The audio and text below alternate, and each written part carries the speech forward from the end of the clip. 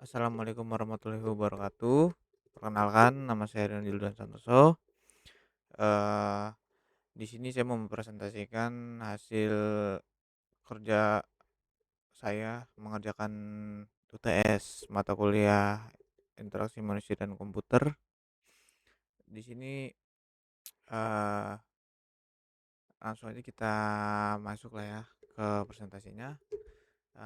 Pertama ada analisis solusi tinjauan strings terhadap kasus usability dan desain antarmuka. Lanjut. Eh, kasus satu e-commerce, yes. eh di sini kasus satu ini ada HCI dasar, fokus pada liberty, mudah dipelajari dan efisiensi, cepat diakses. Yang kedua ada masalah utama, kompleks UI atau layout berantakan. Jadi eh, di kasus pertama nih UI-nya tuh berantakan gitu, nggak sesuai layout atau nggak berurutan seperti itu.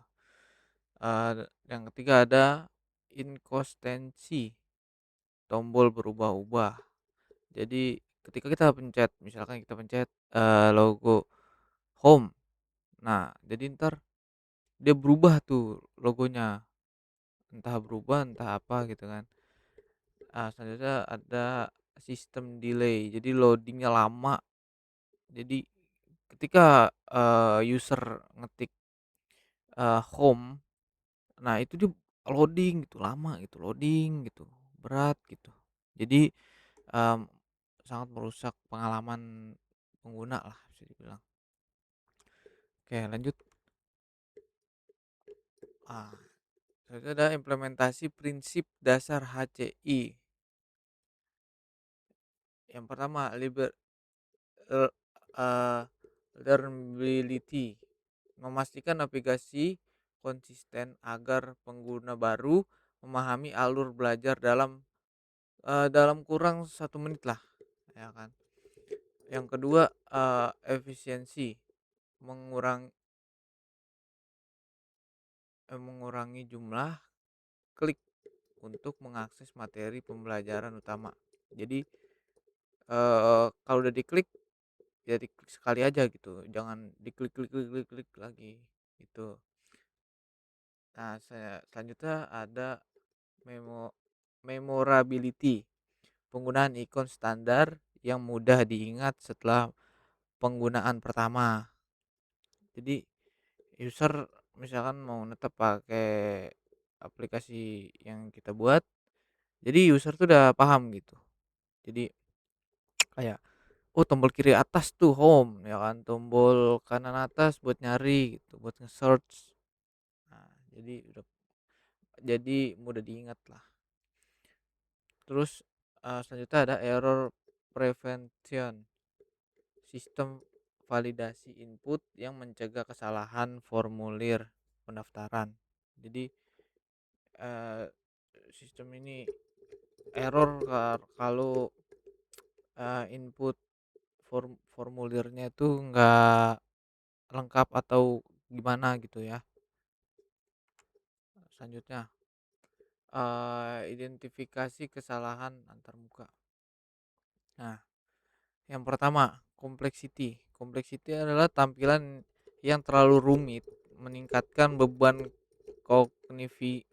kognitif pengguna saat mencari navigasi utama. Jadi nggak kompleks gitu, jadi tampilannya tuh susah gitu buat dipahami gitu loh. Nah, selanjutnya yang kedua ada performance. Performance adalah waktu loading yang lama menyebabkan frustrasi dan meningkatkan tingkat abandonment aplikasi. Jadi kalau emang aplikasi apa loadingnya lama, berat, itu tuh nggak nyaman juga ya kan. Kita sebagai user juga nggak nyaman, dan juga kasian juga gitu aplikasinya, keberatan gitu, abandonment. Nah, selanjutnya yang ketiga ada inkonsistensi, navigasi yang berubah-ubah antar halaman merusak model mental eh inkon inkonsistensi. Selanjutnya ada inkonsistensi navigasi yang berubah-ubah antar halaman merusak model mental pengguna tentang cara kerja sistem. Lanjut yang selanjutnya ada kasus kedua. Kasus kedua tuh ada model Norman atau payment error. Ah, Celah eksekusi dan evaluasi. Yang pertama, goof of execution. Pengguna tidak mengerti langkah apa yang harus diambil untuk memperbaiki kegagalan pembayaran. Jadi kalau misalkan kalian mau bayar apa sesuatu terus kok pembayaran gagal gitu, padahal saldo masih ada. Nah itu kita bingung tuh sebagai user tuh ya kan, terhadap sistem yang seperti itu. Nah yang kedua, goof of evaluation ya. Sistem gagal memberikan alasan spesifik error sehingga pengguna tidak bisa menga- mengevaluasi status transaksi itu. Jadi sama kasusnya kayak saya kemarin mau bayar pakai BCA dan itu kena apa ya, pembayaran gagal padahal saldo saya masih banyak, masih ada sekitar 100.000 dan saya bayar 2 kali, itu dua-duanya gagal dan saya lihat saldo saya lah kesedot. Nah itu tuh, itu saya bingung tuh kenapa kayak gitu. Jadi bingung lah intinya lah. Lanjut, eh, kasus ketiga yaitu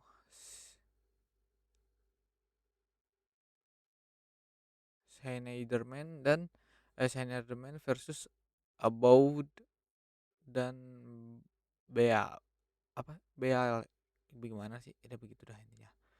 Ah, Evaluasi framework interaksi pada kios layanan mandiri atau self order. Perbandingan framework interaksi. Nah ini perbandingannya ya guys ya, ini tabel nggak tahu nih saya buat kayak mana. Pokoknya aspek evaluasi.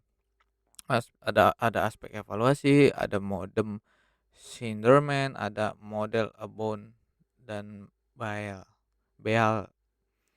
Eh, untuk aspek evaluasi fokus utama itu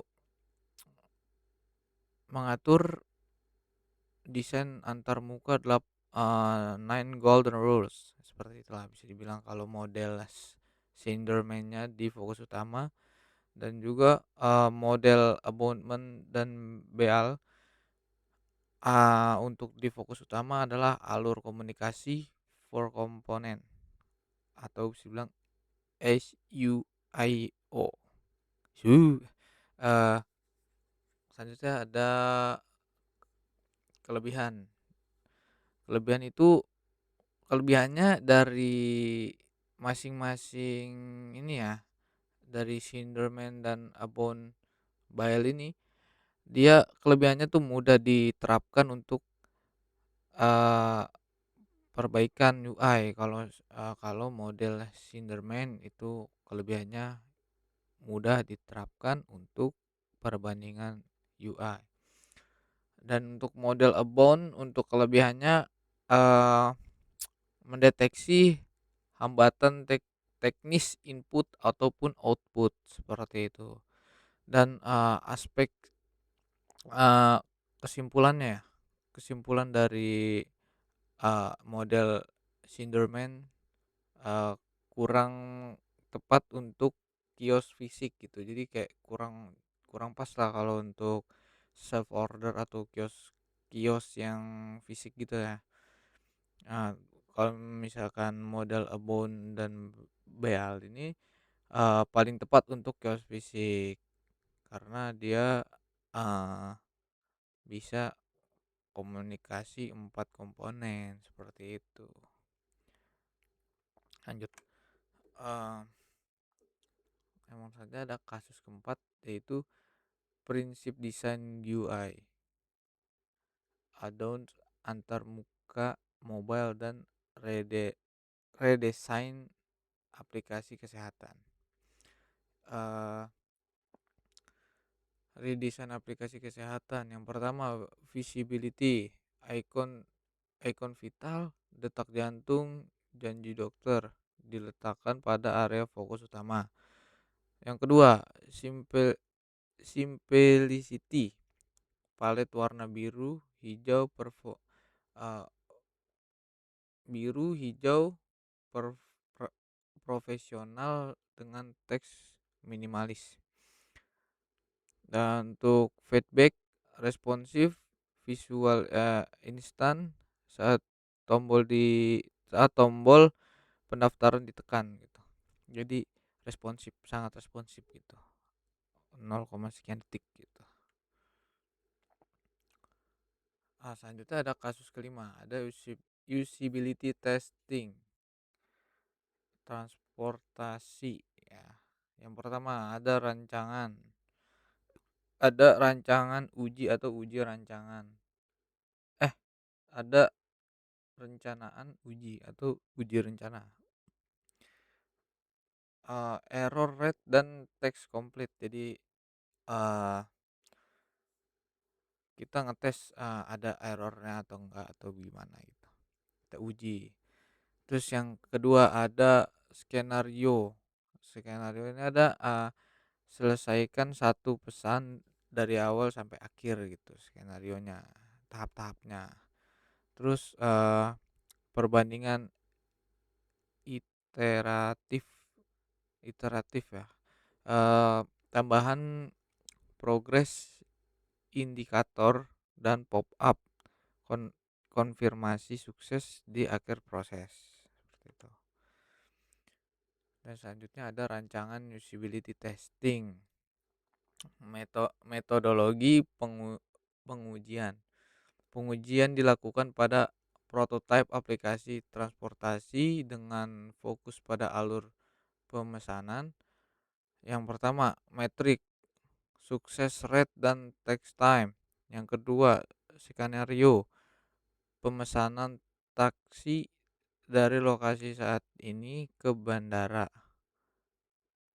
Eh, Ketiga, ada target penggunaan harian transportasi umum, seperti itu. Kesimpulannya prioritas pengguna eh, prioritas pengguna kesimpulannya prioritas pengguna, kejelasan fungsi jauh lebih penting daripada sekedar estetika visual. Nah, terus selanjutnya ada feedback instan. Sistem harus eh, komunikatif dalam memberikan status proses dan solusi saat terjadinya error. Dan ketika ada konste, kon selanjutnya ada konsistensi antar muka yang seragam adalah kunci utama agar aplikasi cepat dipelajari. Selanjutnya yang keempat ada pengujian nyata. Usability testing wajib dilakukan untuk memi untuk meminimaliskan kegagal pengujian pengujian nyata. Usability testing wajib dilakukan untuk meminimaliskan kegagalan interaksi sebelum aplikasi rilis.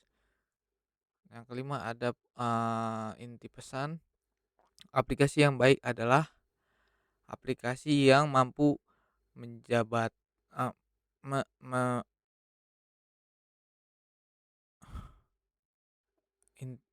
pesan inti adalah aplikasi yang baik adalah aplikasi yang mampu menjembatani kebutuhan pengguna dengan sistem secara efisien tanpa hambatan instruksi, seperti itu. Ya, terima kasih. eee, saya Rino Julian Santoso, saya, sudah menyelesaikan tugas. eee, Terima kasih yang sudah menonton. Saya Rino Julian Santoso. Assalamualaikum warahmatullahi wabarakatuh.